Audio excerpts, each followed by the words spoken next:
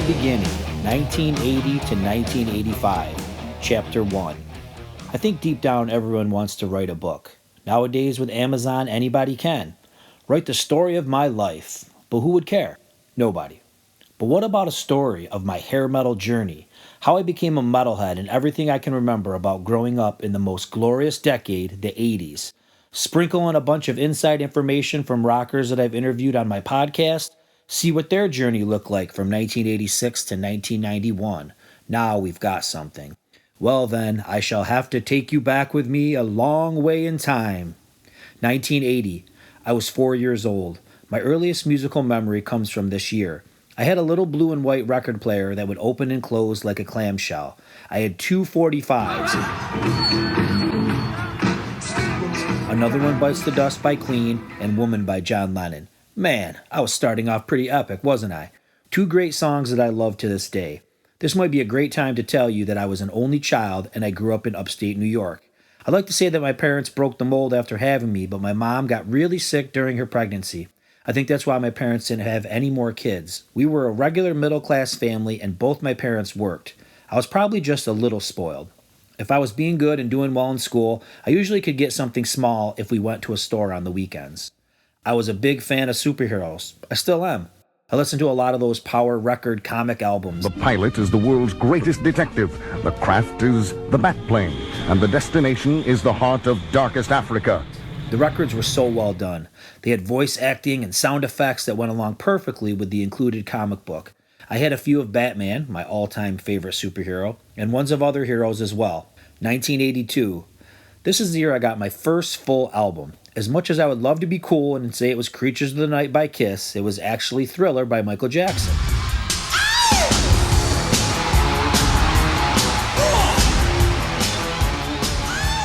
This is the first musical artist I would obsess about. Not only did I have the record, but I had the poster of him, the doll, and the jacket. And the glove. You had to have the glove.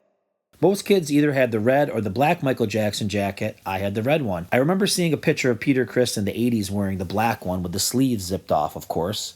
Not really sure if I felt any true connection to Jackson's music. He wrote some high-quality pop, was on top of the world, and I was a stupid kid. I think that sums up why I liked him. A lot of other pop albums over the next few years followed, like Whitney Houston's Debut, Lionel Richie's Can't Slow Down, Bryan Adams' Reckless, and Sports by Huey Lewis and the News. I remember having Weird Al's debut around this time as well. Another one, Rides the Bus, is just hilarious. I loved that type of humor. I was big into toys, of course. He-Man, G.I. Joe, Rambo, Superpowers, and my next big obsession, pro wrestling. Shows you indeed what kind of business the Hulkster means walking down this aisle now in this capacity crowd. If anything would be the bridge to get me to heavy metal, it would probably be WWF. Larger-than-life characters in colorful costumes with long hair and makeup. I watched WWF religiously and I collected all the figures. Of course, I was big into wrestlers like Hulk Hogan, Macho Man Savage, Jimmy Snuka, Brutus Beefcake, and so many others. I'm so glad I caught this pro wrestling boom of the 80s, but this is a story about metal, so let's move on to the good stuff.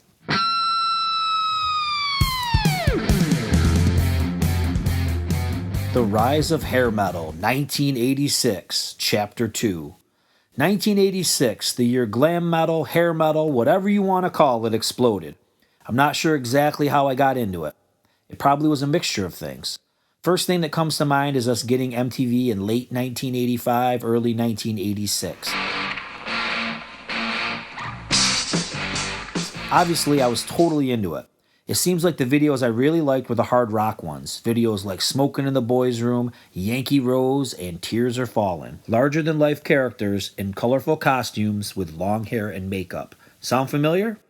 The songs were catchy. It was very much like the pop music I was listening to, but it had an edge. The vocals had a different kind of intensity. It had wild, distorted guitar and real thundering drums. Everybody looked like they were having fun. I also had 3 older cousins who gave me records that they didn't want anymore. Some real killers like Shout at the Devil, Out of the Cellar, 1984, and Tooth and Nail. I'm not going to mention most of the band names for the albums and songs going forward. If you don't know what bands created these masterpieces, people, you were in the wrong place. It was great getting those albums for my cousins, but let's face it, at this time, records sucked. Cassettes were where it was at. You could listen at home on your boombox. traveling around with your Walkman, or maybe you'd catch a break and your parents would let you play one in the car. So I needed some metal tapes, and I got right on it. I wish I knew what I bought first, but I don't. 3 of my early purchases were Asylum, Theater of Pain, and Eat 'Em and Smile. Wow, I guess music videos really did sell records.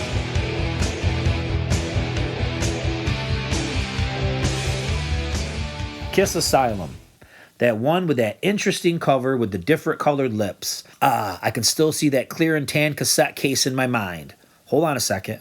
I'm remembering something. We have to rewind and go back to 1980 really quick. For a brief period in that year, my aunt, who's about 15 years older than me, moved in with us.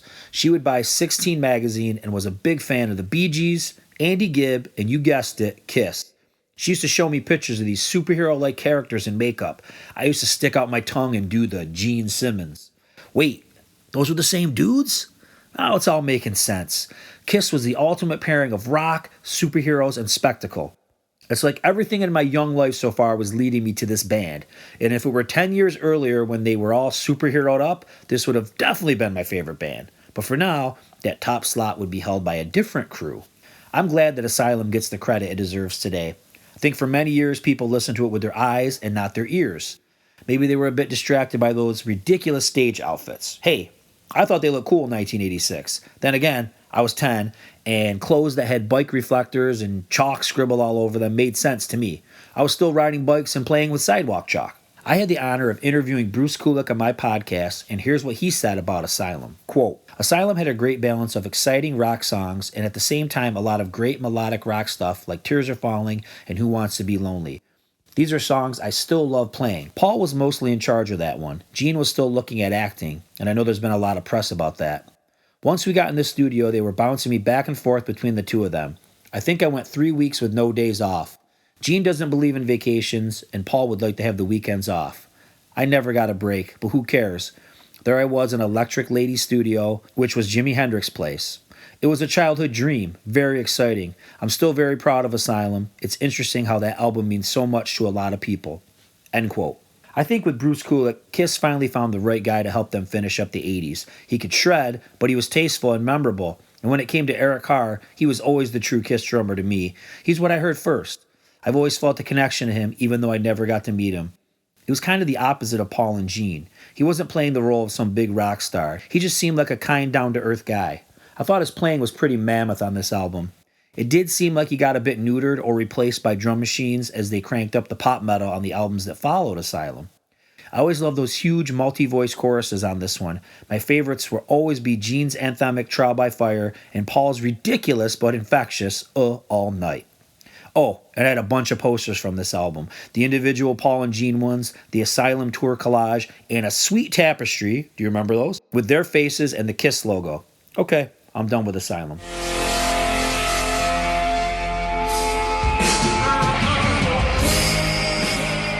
Mötley Crüe, Theater of Pain. June 24th, 1985. A pivotal moment in the glam metal movement. Mötley Crüe traded in their leather and spikes for pink lace and polka dots. They would change the made-up face of metal, adopting a more feminine glam look, reminiscent of what the New York Dolls did. As much as many don't care for this album today, including the band members, its look and videos would cause a nuclear reaction to the scene. Everyone adopted the same look, including Kiss, Dokken, and Ozzy on the albums that followed Theater of Pain. The hit video for Home Sweet Home opened a power ballad can of worms that would take about 6 years to clean up. The good old power ballad. As you'll see from conversations throughout this tale going forward, bands would be encouraged to have one of these to potentially push the album to multi-platinum status. It would come out as the band's second or third single typically. Don Dokken actually confirmed this when he came on the Metalcast. It sounded like the ballad pushing from labels and MTV was even happening before 1985. Here's Don Dokken. Quote, MTV wanted ballads. We delivered Tooth and Nail to the label without a ballad. The vice president of the record company asked where the ballad was. I told him I didn't write one for this record. He told me to get the hell out of his office and go write one. I was like, okay. I had to go home and dig through my cassettes. I found this cassette that said Alone Again. I played it and it sounded pretty good. So Jeff and I went into the studio and revamped it. We put it on the record, and at the last minute, it turned out to be an anthem. We started with jeans and leather jackets. Then we did the cover of Under Lock and Key in those stupid outfits. We spent $10,000 on those outfits, and we wore them once on stage. I was like, I can't perform in this. It sucks. We just abandoned it. But that album cover kind of stuck to us. We looked all glam with the Aquanet, but it wasn't us. We were trying to be current, but it was a mistake. End quote. I loved Theater of Pain when I got it, and I still do.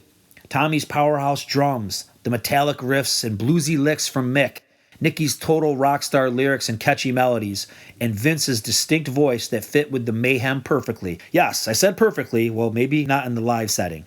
In most bands, it seemed like the only members that mattered were the singer and the guitarist. In Mötley, every member was well known and was crucial to the sound and success. Of course, they easily became my favorite band. My first rock shirt was black and it had the Theater album art on it. I went back and bought their previous tapes, got some posters, and pins. I remember going on vacation somewhere and finding a sweet Crüe poster that was pink and had the band standing around a bunch of huge broken mirror pieces. I couldn't wait to get home and hang it up. I even had some weird white Indiana Jones hat that had a Crüe headband on it, and I'm 95% positive I had a Mötley Crüe pocket folder for school.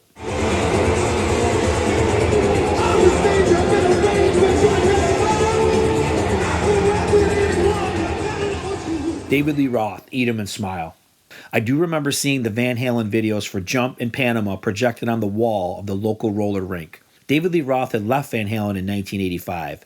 His departure didn't mean much to me. I was just getting into music when he started his solo career. The Yankee Rose video just blew my mind, visually and musically. Roth was running around like an acrobatic kung fu glam metal king. In every shot, he had a different outfit on. His band was just insane. Steve Vai had the talking guitar and was soaring all over the fretboard. Billy Sheehan wasn't some dude in the background. He was shredding and tapping just as fast as Vai.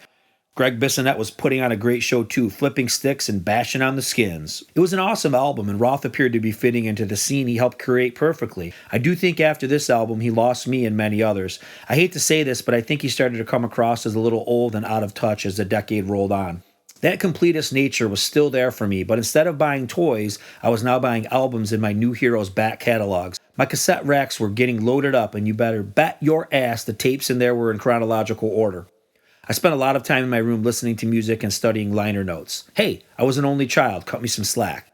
As an adult, I pondered the usefulness of memorizing all the names of the band members, the producers, and the years that the albums came out. But once I started doing a metal podcast, it all came full circle. As 1986 rolled on, I was gobbling up all the sweet hair metal albums that were being released.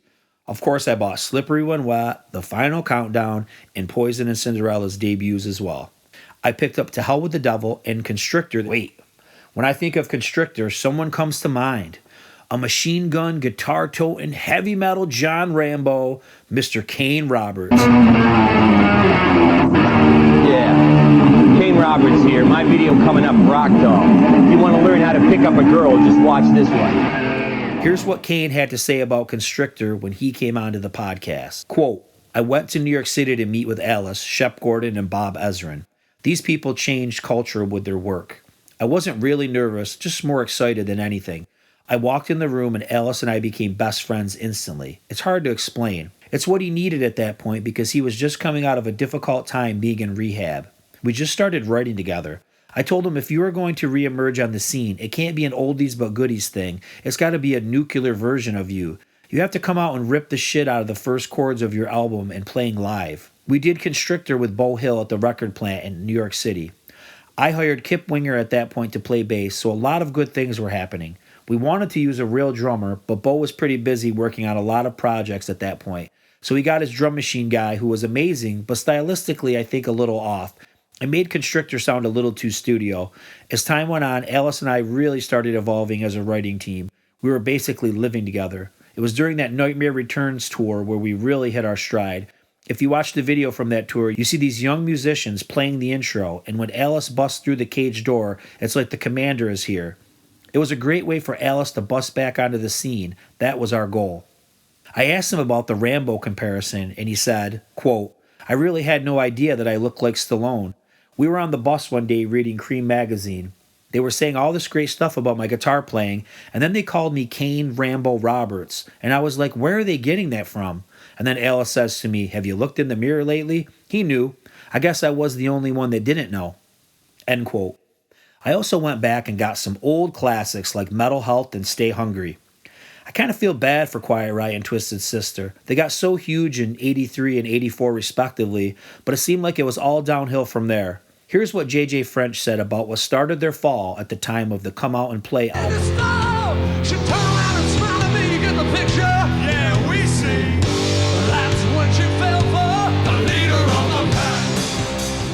Quote, "What went wrong was Leader of the Pack, which was a song that always worked in the bars. It didn't work as the first single. It should have never been released. We should have let off with The Fire Still Burns with a video that fit that song.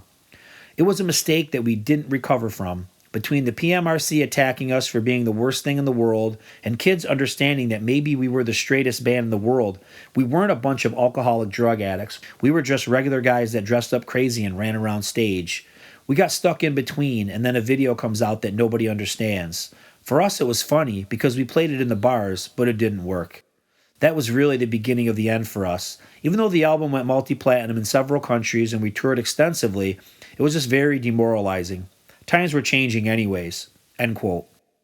Times were changing. In my opinion, the recipe for success came down to this as we got to the mid-'80s. If your singer didn't have the looks like Bret Michaels, Vince Neil, or John Bon Jovi, you weren't going to be a multi-platinum band. Guys like Dee Snider, Kevin DuBrow, and even Ronnie James Dio just wouldn't fit into that mold, even though some tried. Take a look at the band pictures for Twisted Sister's Love Is for Suckers and Quiet Riot's QR3. By 1986, the previously balding Kevin DuBrow had a new mane that could give John Bon Jovi a run for his money. The image and the musical change wasn't helping to bring back their popularity. I actually thought the first single from it, The Wild and the Young, was a great tune. QR3 sold even worse than the disappointing Condition Critical, so I guess nothing could save the sinking ship. Not even a singer changed on their next album. Twisted Sister abandoned their famous nasty and mean Stay Hungry look and adopted a softer image that was more in tune with how Whitesnake and Mötley Crüe looked in 1987. Let's face it, no makeover of any kind is going to transform Twisted Sister into Pretty Boys. Their sound was changing too. Rebellious anthems were taking a back seat to the sex-infused pop metal like the first single, Hot Love. When you needed the right glam metal sound, who better to enlist as a producer than Beau Hill? Here's what Beau said about who actually played on the album, which was originally supposed to be a Snyder solo outing on the Metalcast. Quote, "I want to say the members of Twisted Sister did play on it, but I don't remember who and on what. I know that Kip Winger and Reb Beach played a big role on that album. I think the Twisted guys played the basic tracks, and then there were some issues.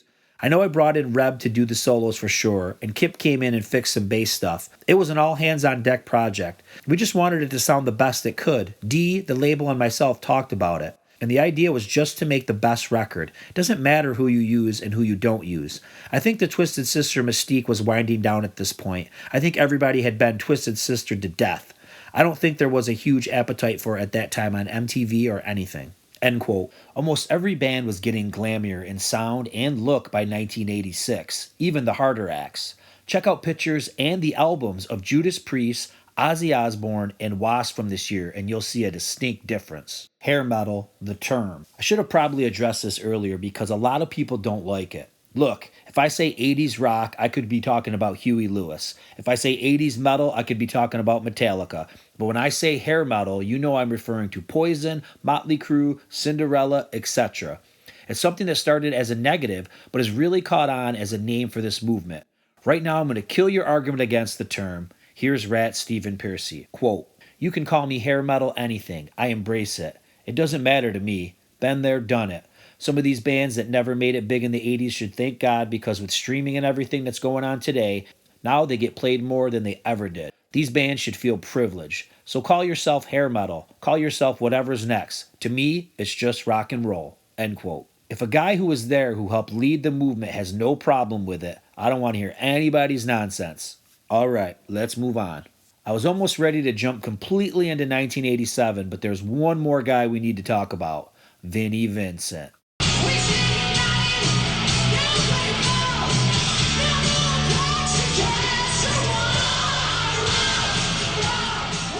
Of course I bought his Invasion album. I was just becoming a Kiss fan and he was their former gunslinging whiz.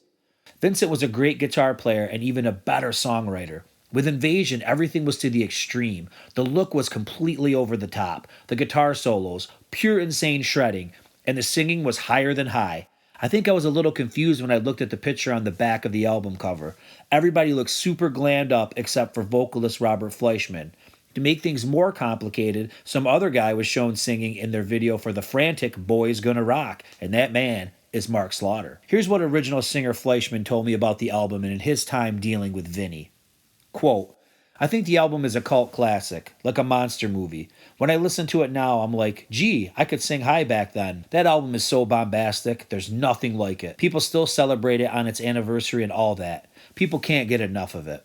It has some great energy. Not only is Vinnie a monster guitar player, but he's a great writer. That's what attracted me to work with him. The solos he did fit the character of what was going on. The whole thing was out in left field, but it worked. End quote. When I asked him why he didn't have a glam metal look like his bandmates on the back cover, Fleischman revealed, quote, the photo shoot looked like I was posing with 3 inflatable dolls, 3 inflatable drag queens. We were doing the session and the stylist was like, let's cut his hair to me. At the time, my hair was all the same length to my shoulders. Then all of a sudden, I hear zipping going on and they gave me the poodle haircut. I was just livid. I was never really in the band. I just did the vocals. That was my intention.